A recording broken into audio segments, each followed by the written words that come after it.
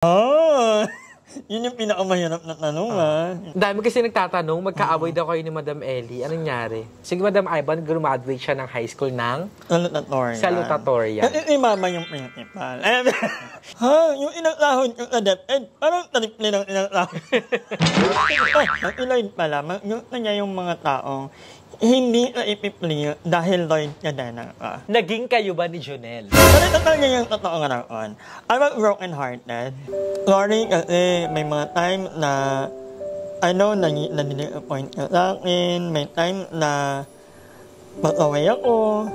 But know that I love you with all my heart and I would say na kapatid kita. Iba yung pain na kapag nawalan ka ng kapatid.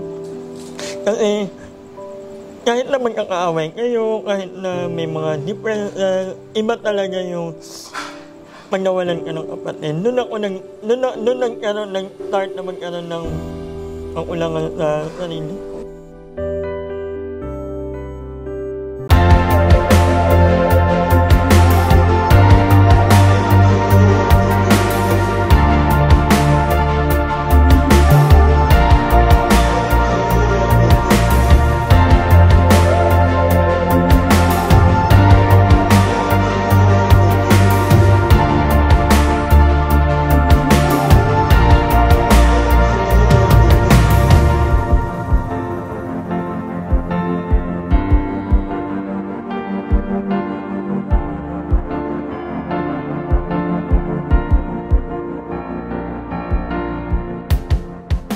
Takip mo na mukha. Ayan. Hi mga nagbabanag! It's si Mother Nakbal and welcome back sa aking YouTube channel! And ayan mga nakbabanak, it's been a while at pasensya na. Talaga namang paumanhin sa inyo. Alam ko maraming nag-aabang sa inyo ng aking vlog. Pero ayun, nagkasakit kasi tayo. And we have to make sure na okay muna tayo bago tayo sumabak ulit. Pero gusto ko na mag-umpisa tayo ulit sa isang bonggang segment. And naisip ko ang Tapatan with Ate Molimsi. And supposedly, Thailand ito magaganap. It's just that after ng Thailand, maraming nangyari. Miski kami sa mga channel namin na busy na kaya ito na mga nakbabanak. Iyahatid natin sa inyo ang isang episode ng Tapatan with Ate Molimsi. And this time, we will be having Madam Ivan. Hello mga nakbabanak! It's nice to be here, finally. Yes, finally. Ang daming attempts. Actually, before pa, prior pa ng Thailand trip. Nag-try na kami. Nag-try na kami. Kaya lang inoon. Wala na ng time. Tapos hanggang ma-extend sa Pilipinas, hindi na ako nakapag-upload Thailand vlogs na yung pinaka-last hanggang doon na. Pero at this very moment, thank you so much, Madam Ivan. Yes, and thank you so much for having me. An honor. Nakita ko talagang mga inuubaybayan talaga ng mga nakbabanak ang Tapatan with Ate Molimsi. And masasabi kong special episode to kasi marami din nag-aabang kay Madam Ivan. Pinakabahan naman ako. Okay, so ang pinakatanong ng taong bayan, Madam, huwag nating pagpaligoy-ligoy pa, are you ready? I am ready. Ready na si Madam. So, okay. Lahat tinanong ko nito sa pinakaunang question. Hindi pala ako nanonood nito. Diba? Hindi niya pinapanood. Nakikita ko lang yung pero hindi talaga ako yung alam mo yan. Okay. Kumusta ang Madam Ivan? Well, all in all, I would say that I'm happy.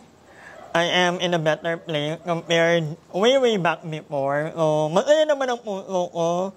And happy ako na nakakaraon. Happy ako na my friends are doing well in life. Happy ako that my parents are okay. Happy ako kasi ang mga kapatid ko nag-aaral ng maayos. So, I will say that I'm blessed right at the moment. I'm so happy na, alam mo yun, na walang mag-anong problem. Kung meron man, I think nagagawa naman ng So, all in all, pag tinatanong ako how I am right now, I am I would say 90% okay. Wow. May bihira yung magsabi ng 90%. Ako Kasi masaya. mostly yung mga nandito, madam, unang tanong ko pa lang na kumusta ka, parang nagbo-verge na yung mga luha nila eh. Parang magdadrop na. Kasi parang simple question lang siya, pero pag dinamdam mo talaga, parang, oo nga, kamusta nga ako? Ako naman, I would like to think na I'm blessed enough to have friends na nangangamusta talaga nila sa akin. Kung umusta ako, okay lang ba ako? So far naman, ang problema ko lang naman ay pera.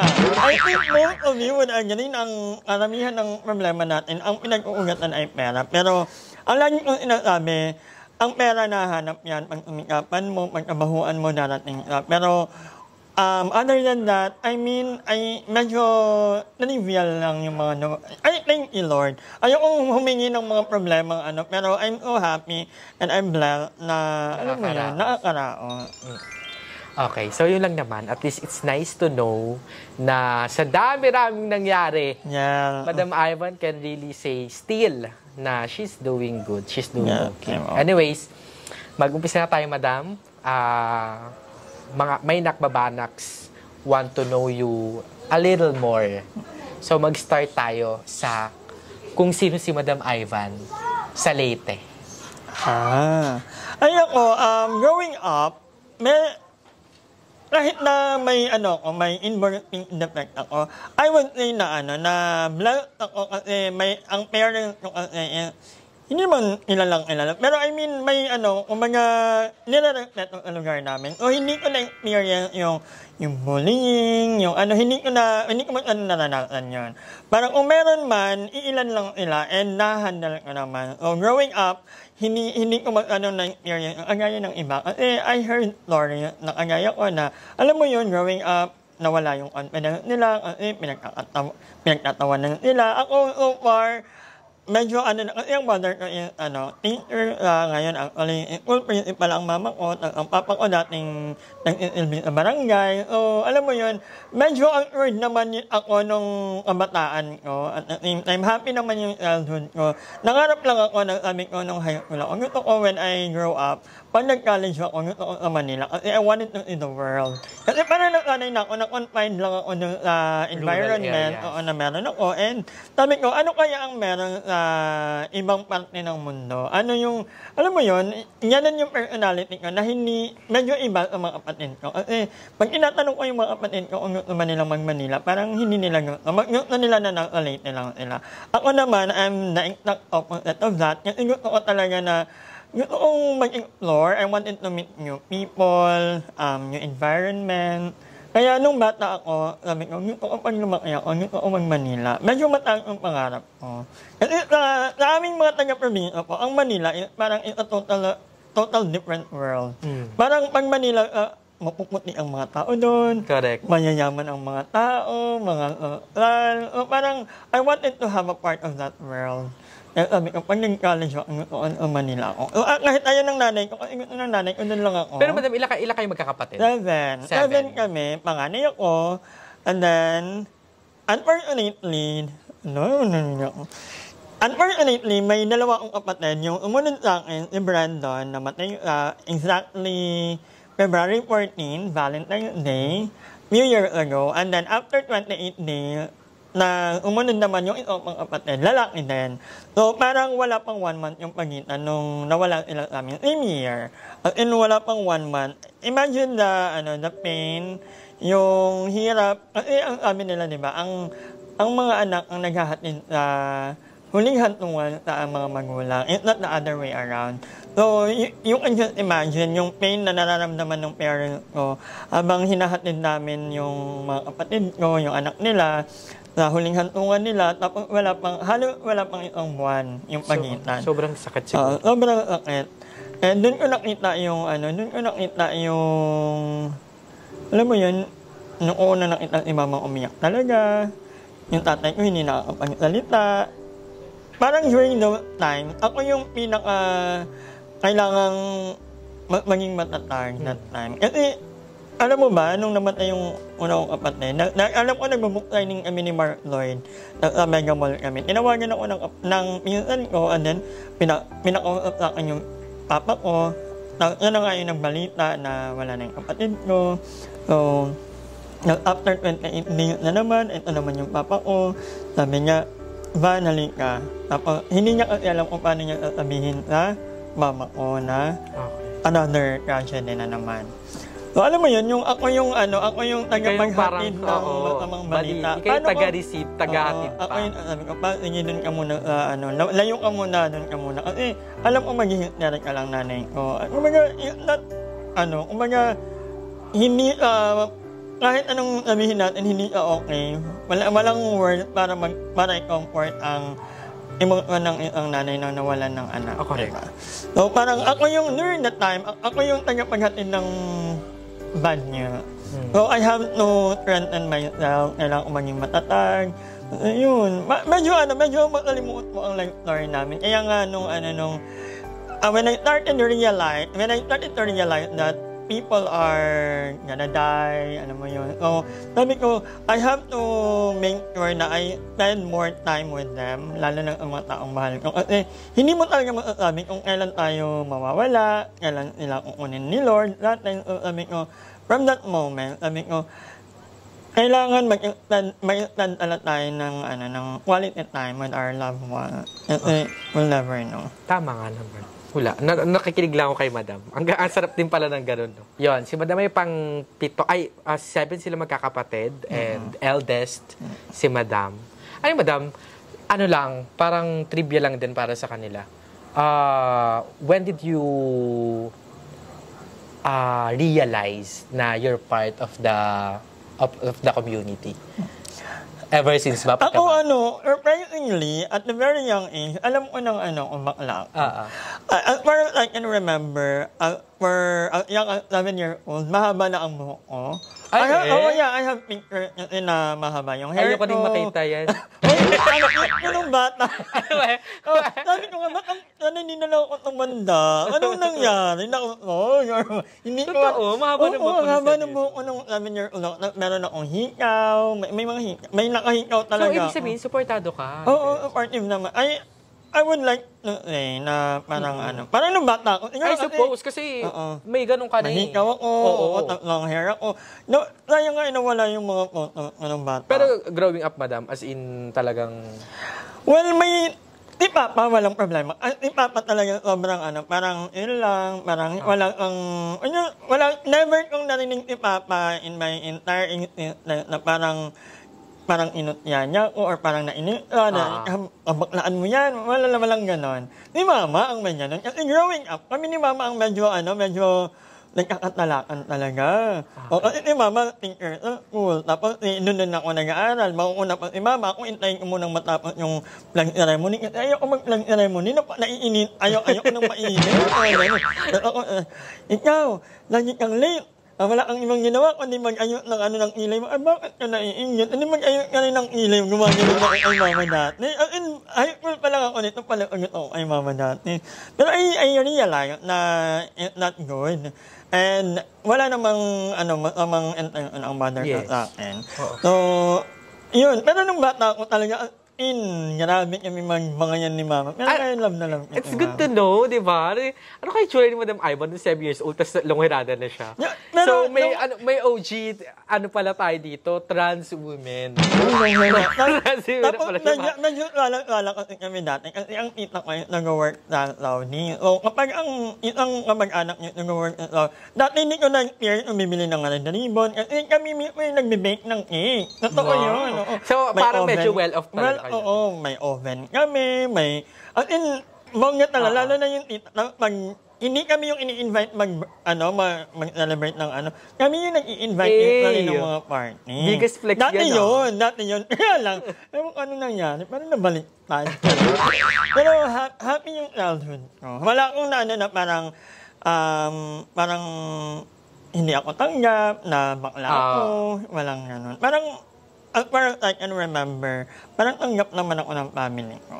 Actually, Mama nga, nung lately, sabi ko, papagupit na ako, parang ayaw niya na. Parang ayaw niya na. bumaliktad. Oo, sabi niya, wag na, baka pumangit ka lalo. Ma, anak mo. Okay. Anyways, brief background lang. Siyempre, about Madam. And ngayon, papasok na tayo sa i-transition natin yung conversation sa paano naman kayo nagkakilala ni Kuya Lloyd. Oh. Kasi doon papasok yung smoothness ng kung paano ka nag-vlog and eto na and all. Kasi ako, right after ko mag-aral ng college, nag-psychology kasi ako. Just for the sake, kasi that time, gusto ko lang ng diploma. At inakaya sa mama ko. At yung nanay ko is, high school principal. So parang, hindi naman niya kami pinipressure. Parang meron yung parang expectation ang mga tao na makakatapos ang mga anak ni Angelina kasi principal ang nanay. So parang, kami, somehow, hindi man kami pupuan mag-aral, pero sabi ko, kahit magka-diploma lang ako, kahit anong kurso nga lang, actually yung psychology, it's not my first choice. Ang gusto ko talaga ay creative writing.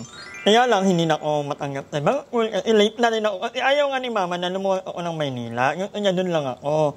Ang nangyari, lumayas ako sa amin, ang dala ko yung, nag-iipon ako. Yung alkan ako, tapos lumuwas ako dito, nagpa-enroll ako sa Makati. Fortunately naman, sa Makati, kapag valedictorian o salutatorian ka, hindi ka na mag-entrance exam. Wait, i-take note natin yun. Si Madam Ivan, graduate siya ng high school ng salutatorian. Kasi si mama yung principal. Hindi principal. Bala ka, ikaw nag-i-issue siya sa iyo. Salutatorian po ako, and yun, naging So sabi ko, nung college na ako, hindi kasi natupad yung work ko na So sabi ko, kahit naman lang magkaroon ako ng something hobby na related pa rin sa first love ko, which is writing. Kaya, nag-apply ako sa school paper namin. Naging literary editor ako hanggang nung mag-graduate na ako, 4th year, naging editor-in-chief ako sa Makati. Hanggang sa yun, parang nakagraduate na ako, nakuha ko na yung goal ko, meron akong diploma, parang hindi na nakakaya kanila mama. So I decided na mag-continue naman into writing. Hindi ako nag-apply, ang ginawa ko, nag-ulat ako ng novel, and then maraming beses akong na-reject actually, Precious Heart Romance. Kung alam niyo po yun, yung maliit na pocket book. Oh my God, yung mga pocket book na ganyan. Yung may ibon. Laging bilog yung nun, tas may mga pogi. Nun ako pinakaunang nagpasa. Na-reject ako 4 times.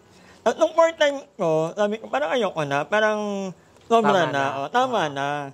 Tapos, pero minsan kasi makulit tayo eh. Parang, what if ito na yun? What if yung pang-5 hindi na ma-reject? Nung nagpasa ako, nung pang-5, doon ako na-approve. Wow. Sa Precious Heart. Sobrang hirap talaga doon.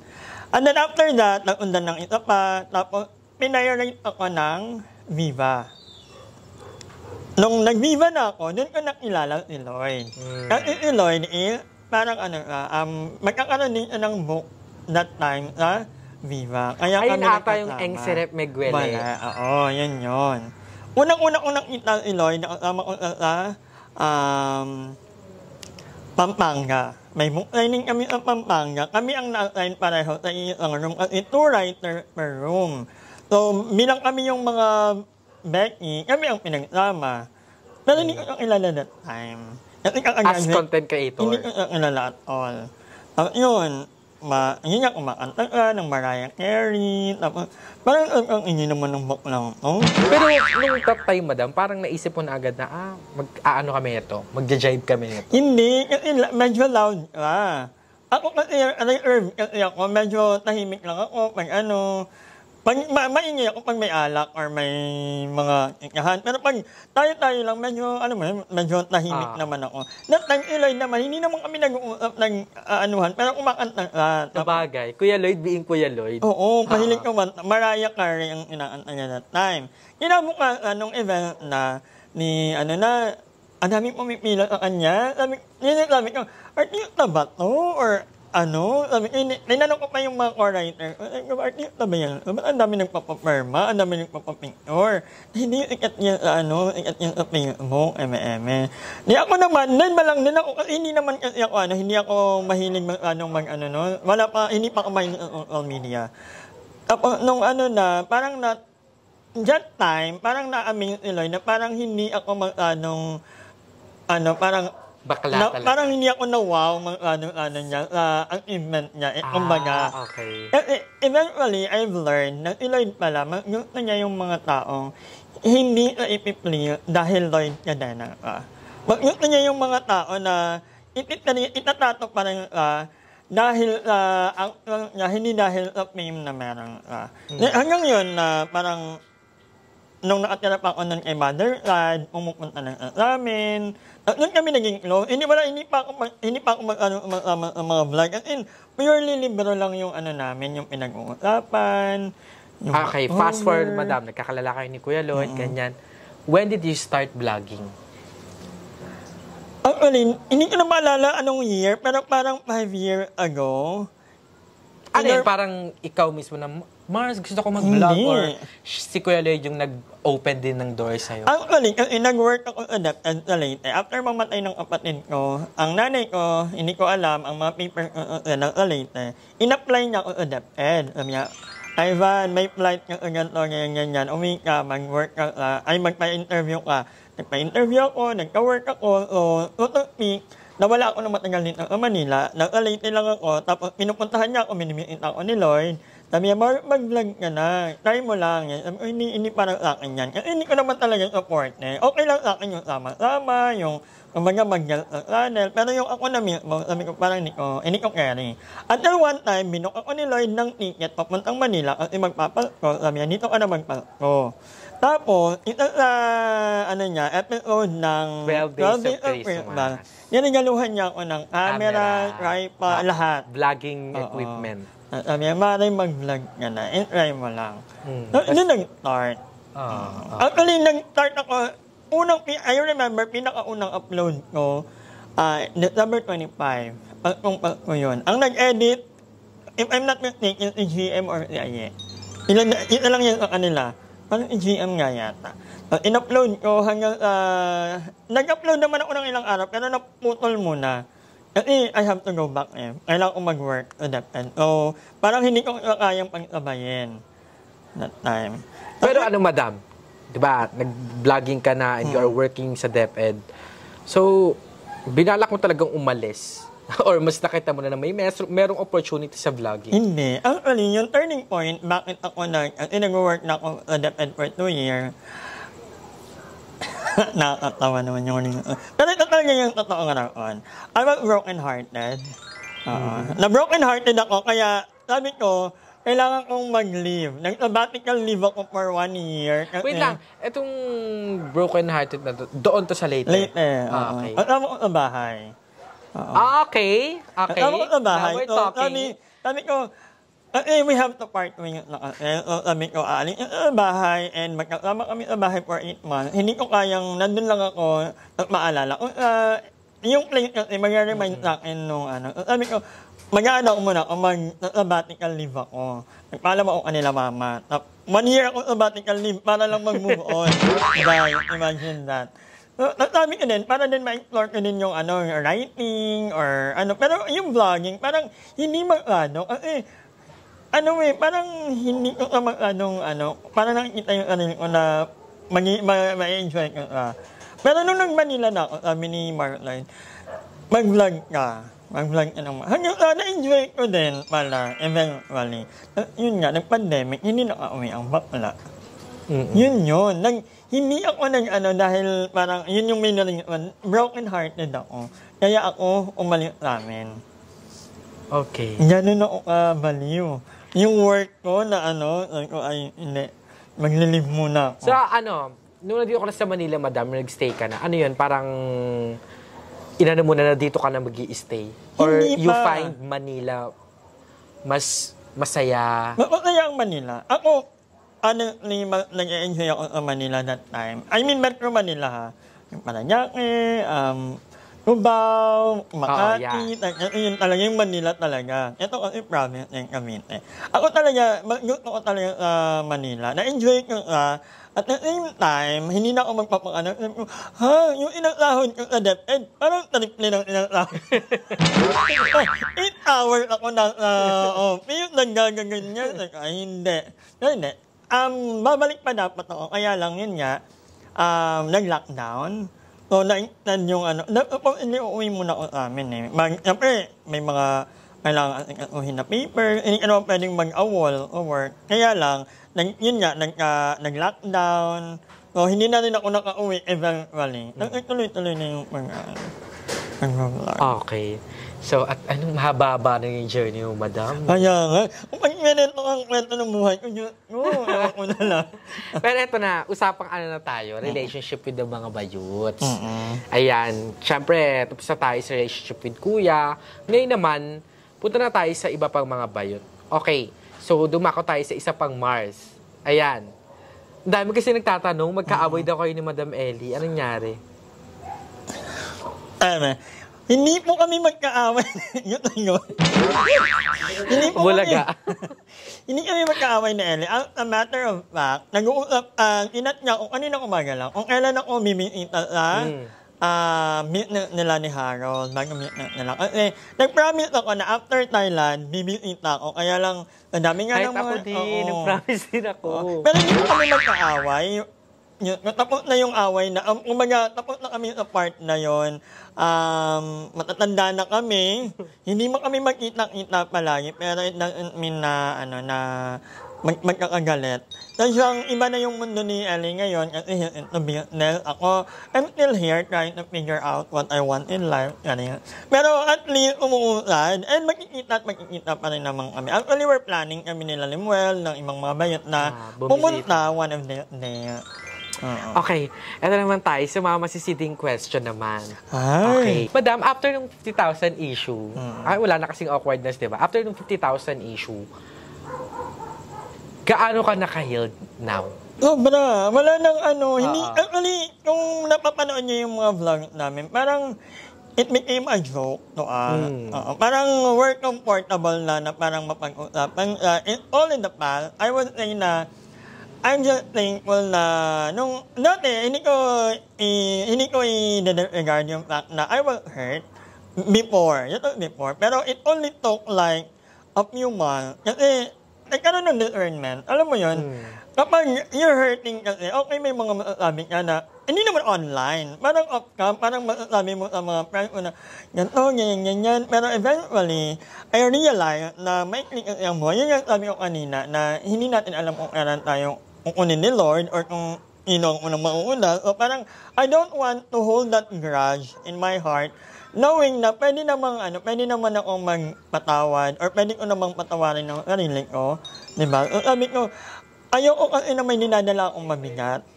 Kaya, alam niyo no, ilang beses ako humingi ng sorry. Humingi na rin ako ng sorry sa sarili ko and napatawan ko ng sarili ko for all the, shortcoming and for everything that I've done. Masaya lang ako na parang after that, naging okay yung relationship natin, tayo nila Jove, nila Andrew, and ito po, walang halong kaplastikan or kaemehan. Kahit hindi na kayo manood ng vlog ko, I would say na we are 100% okay. Yeah. From the bottom of my heart, alam mo yun, I'm just happy na dumating na kami sa point na to, na parang, after that, I don't think na parang, may grabe pang, lalaki, hindi naman kami mag-aaway ang mga lalaki.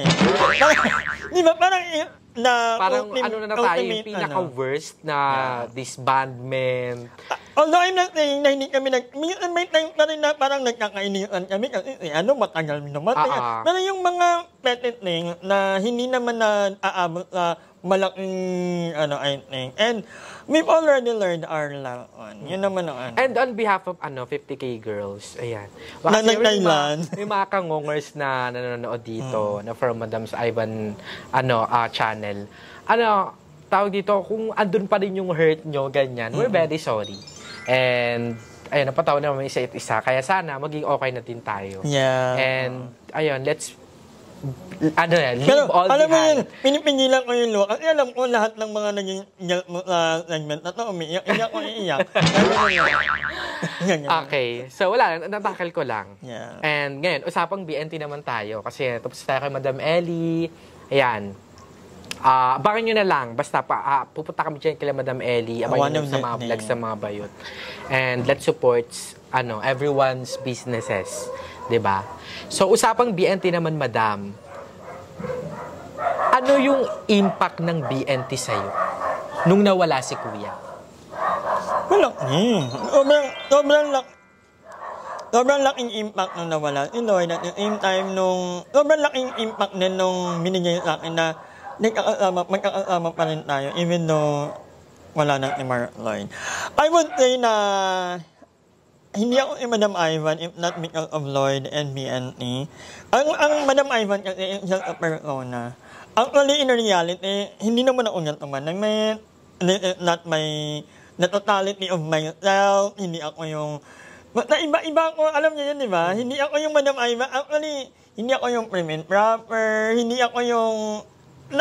marunong lang ako mag-filter, siguro. Kasi ang laging inuturo kami ni Lloyd, not because nagmumura ka, kailangan pinaparinig mo ng mga nanonood. Dahil maraming mga batang nanonood sa atin. Kumbaga, maraming mga nanay na nanonood sa atin. And hindi ko sabing magmura or, actually, magmura talaga. Pero may iba na they're comfortable with that. Pero I don't think na bagay sa amin.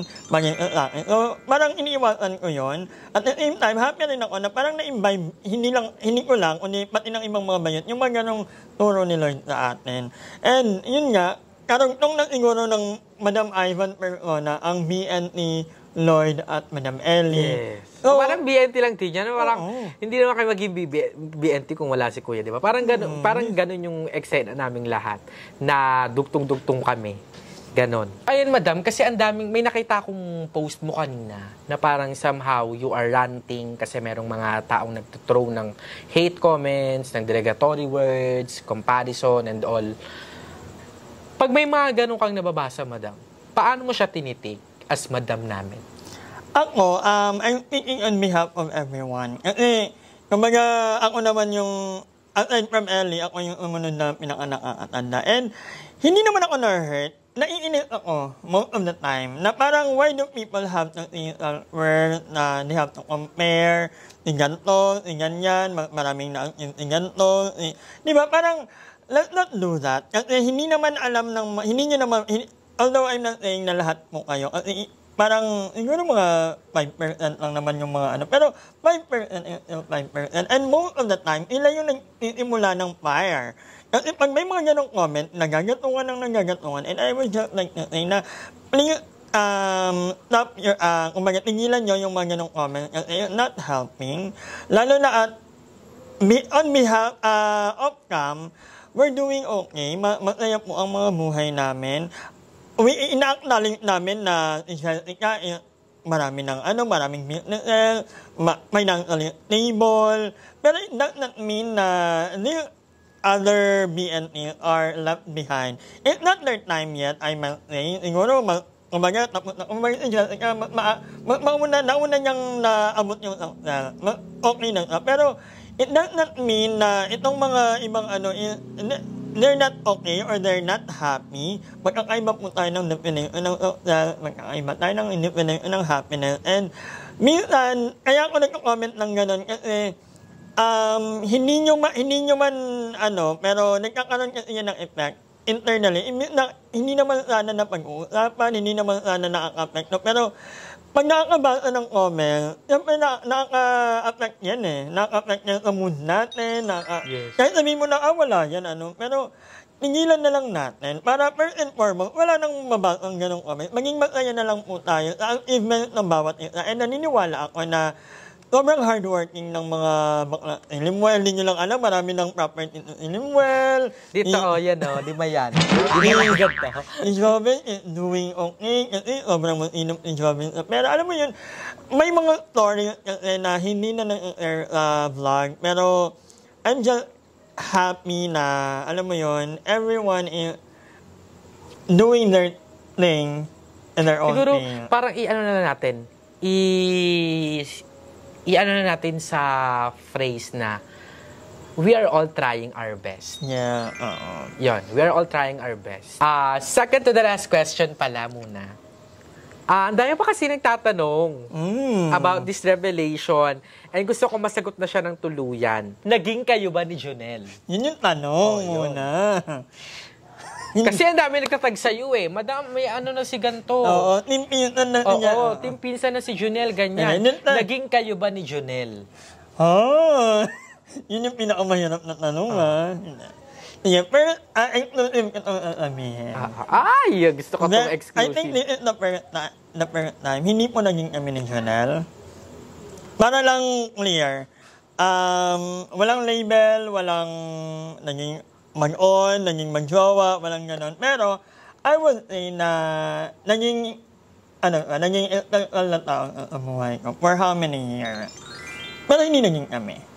It's a very long story, it's a very makalimuot na story, at alam niyo naman yan, pero just for the information of everyone, hindi po naging kami. At kung may feeling pa, I only have good memories and I wish him well. Wala nang yung love na it's not like before. And happy na rin ako na he's doing well in life. Ewan ko, okay naman yung mensahe, pero parang ang sakit. Hindi, kasi pag there were times before, alam niyo naman yan, yung mga agagahan ko in life. Yung paghahabol, kahit na hindi mag-jowa, pero alam mo yun, yung takmuhan namin sa 7-Eleven, mga ganong moments. Pero hindi naman kasi kailangan na magkaroon ng label para mahalin or maging ethical yung tao sa'yo. There are moments na it's a one-way street love. Kumbaga, ikaw lang ang nagmamahal. Mahal ka man niya, pero hindi ka kagaya ng pagmamahal na ina-expect mo. And that's okay. Minahal ka naman yung... minahal. Minahal ka naman. Hindi dahil nag-expect ako ng something in return during that time. Masaya na ako na nakakasama ko ka. Masaya na ako na... nakikita ko ka. Pero ngayon, I'm happy na kahit sa phone ko na lang nakikita. Okay. At least, diba, there's no bitterness at all. Actually, ako pa yung ba't hindi ka na nag-upload? Ayun naman, sabi ko kasi kanya, wala akong ibang may papamanang sa'yo pag kanya-kanya na tayo. Kung yung YouTube channel mo, sayang din. Pero, madam, last question. Are you opening? I mean, is your heart open sa iba pang mandiligaw or sa iba pang tao na gustong kumatok dyan sa puso mo? Hindi ko sasabihin hindi. Kasi marami. May mga nakakausap niya. Ang ganda niya. Ang ganda niya. Hindi ko inasabi. Pero it's not my priority as of now. Parang ang dami kong gustong ma-achieve muna. Ang dami kong gustong gawin in life. Na parang na-realize ko na once na in love ako, masyado ako nagiging focus ng tao na yun. I forget na may family ako. Yourself, minsan. Sarili ko, sabi ko, maybe this time, sarili ko muna, family ko muna. So, pero kung may bibigay naman si Lord, why not? Why not? I'm not closing my door. Pero as of now, siguro, wala rin akong time. Hindi ako yung mahilig makipag-chat or video call. Parang it's not my thing. Ang gusto ko talaga, yung nakakasama ko, personally. So, Madam's heart is open, and so, he's wet. Ibang usapan. Usapan na ba yun? Okay. Gabing open. Lang. Okay. Madam's heart is open, and so, he's wet. Ibang usapan. So ngayon mga nakbabanak, nadako na tayo sa pinakabagong part ng ating tapatan, which is magpapakita ka ng 3 larawan, madam, and then kakausapin mo yung larawan, kung sino yung nasa larawan. So, huwag natin patagalin pa kasi lagi na matunay kita sa iba pang mga bayut. Okay. For our first picture, ayan, kausapin mo siya na parang, eto siya, karap mo siya. Ayan. Si Lola Embay. Yeah. Hi, Nanay. I miss you so much. I'm so sorry, wala ako dyan ngayon. Natabi mo, pero itong paglayo ko naman, I'm all part of this, para sa kanya. Maka-support, kahit paano, and yung lola ko kasi, sobrang love na love ko yan. Sa kanya ako lumaki, siya ang katabi ko growing up, hindi yung mama at papa ko. So talaga yung lagi kong katabing matulog. So parang, akala ko nga dati yung nanay ko talaga. So ngayon, medyo may demand, hindi niya na ako naaalala. hindi niya na ako, alam mo yun, hirap na umagat ang ng tao. Pero, may mga times actually na maririnig ko siya, iiyak ka, sasabihin niya, ba't hindi pa ako ni Lord? Pagod na ka, lagi na lang ako nakahiga, sana mamatay na ka, yung mga ganong ano. Ilang aray din naman daw yung ano niya, yung Panginoon. Pero, may will ni Lord. Alam ko, andito ka pa rin sa amin kasi gusto niyang makasama ka pa namin. And gusto ka namin makasama. I love you so much and I'll see you very, very soon. Hindi ako iiyak. Inabi ko kayo. Hindi iiyak siya. Okay, next photo natin. Ito, hindi mo na siya nakikita. Hindi mo na siya nakita for a very long time. Pero, ayan. If you have a message for him, ano yan? Yes, si Kuya. Hi, Mar. Maraming hindi man ano. Parang almost everyday naalala kita kasi ikaw ang nagbukas na napakaraming opportunity, hindi lang sa akin, kundi sa aming lahat. Sobrang nagpapasalamat ako kasi naging part ka ng buhay ko, naging mabuting kaibigan, para na rin itang kapatid.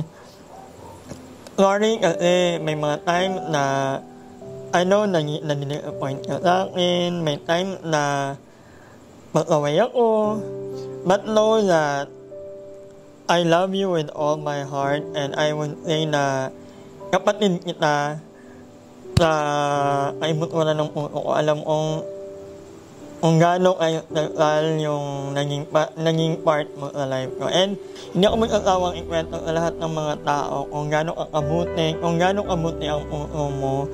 And everyday naaalala kita, everyday namimilk kita, and nagabayan mo kami lagi.